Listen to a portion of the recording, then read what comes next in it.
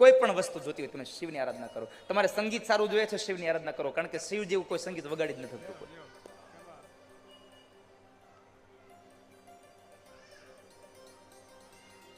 કારણ કે એક પંક્તિ છે, સુર इंसान बना देता है, सुर शिव जी से मिला देता है. સુર ભગવાનની તરફ આપણને ભેટો કરાવી દે. સંગીત શીખવું હોય તો તમે શિવની ઉપાસના કરો. તમારે વિદ્યા જોતી હોય તો પરમાત્મા શિવની ઉપાસના કરો. ભાગવતજીમાં એમ કીધું છે કે તમારે જો વિદ્યા જોતી હોય ને તો તમે ઉપાસના કરો શિવની. તમારું દાંપત્ય જીવન સારું જવા દેવું હોય તો તમે પાર્વતીની ઉપાસના કરો.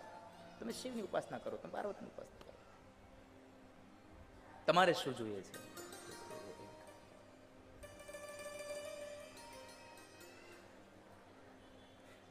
વિદ્યા કામસ્તુ ગિરીશ. આવું એક મને સ્મૃતિ છે ભાગવતમાં. બીજા સ્કંદમાં કદાચ કે ત્રીજા સ્કંદમાં કે ગુરુજી બીજા સ્કંદમાં છે ને, સુખદેવજીના મંગલાચરણમાં કે પેલી એના પછીના ભાગમાં વિદ્યા કામસ્તુ ગિરીશમ એવો એક શબ્દ આવે છે. તમારે વિદ્યાની પ્રાપ્તિ કરવી હોય તો ગિરીશમ. ગિરીશમ એટલે કે ભગવાન શિવ. તમે શિવની ઉપાસના કરો, પરમાત્માની ઉપાસના કરો.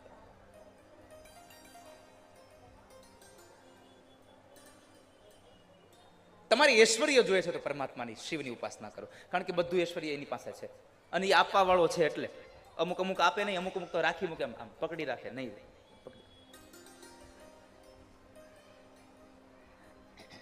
સુંદર મજાનો આમ સુંદર મજાનો મહેલ બનાવ્યો, દક્ષિણા માંગ્યો તો આપી દીધો.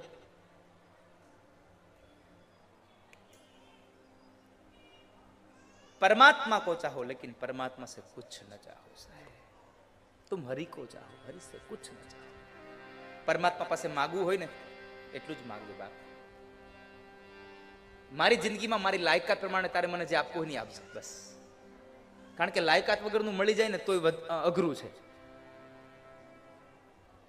એક ચોપડી ભણ્યો ન હોય અને એના હાથમાં તમે 5,000 રૂપિયાની પેન લઈ આવીને આપો તો શું કામ નહીં?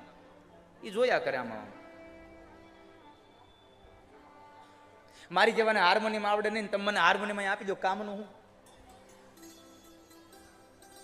આપણી લાયકાત વાળી વસ્તુ આપણા હાથમાં આવે ને તો એનો સદુપયોગ થાય. બાકી લાયકાત વગરની આ વસ્તુ હાથમાં આવી તો સમજો એનો દુરુપયોગ થશે, અને એ દુરુપયોગ થવાથી તમને અને આપણી આજુબાજુના બધા જ વ્યક્તિઓને એ દુઃખ પેદા કરશે. તમારી લાયકાત નહીં હોય તો એ દુઃખ આપશે જ, સંશય નથી. ગાડી આવડતી ને ગાડી આપી જતી, કોકને ઠોકે, તમને દુઃખ થાય, જેલમાં જવાનું, અને ઓલાનો પગ ભાંગે, બધાને દુઃખ થાય. એટલે એમાં સરળ છે સાહેબ, બહુ સરળ ભાષા છે.